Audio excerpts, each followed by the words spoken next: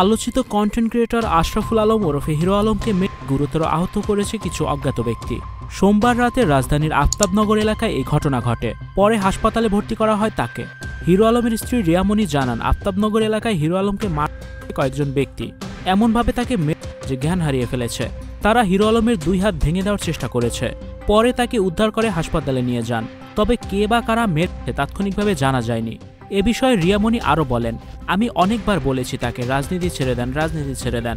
রাজনীতিতে মানুষের উপকারের বদলে অপকার বেশি হয়। আলম তো ঘোষণা দিয়েছে যে সে রাজনীতি ছেড়ে দিছে। রাজনীতি ছেড়ে দিয়ে কি তার ভালোভাবে জীবনযাপন করার কোনো অধিকার নেই? আজকে তার পুরো শরীরে আঘাতের চিহ্ন। এটা কেমন অবস্থা? এটা কেমন দেশে আমরা বাস করতেছি? কোনো মানুষের যদি নিরাপত্তা না থাকে, আজকে তাকে আফতাবনগরের একটি জায়গায় যদি এইভাবে হামলা করে, কোনো জায়গা তারা বাদ রাখে নাই, তার হাত ভেঙে ফেলতে চাইছে, তাহলে কোন দেশে আমরা বসবাস করি? কিভাবে আমরা ঘুমাবো নিশ্চিন্তে বলেন? পায়ের মধ্যে আঘাত করা হয়েছে। অতীতে যা করছে সব বাদ দিয়ে সে এখন স্বাভাবিকভাবে জীবনযাপন করতে যাচ্ছে, কিন্তু না, করা যাচ্ছে না। অতীতে তার উপর যেমন হামলা করেছে এখনো করতেছে।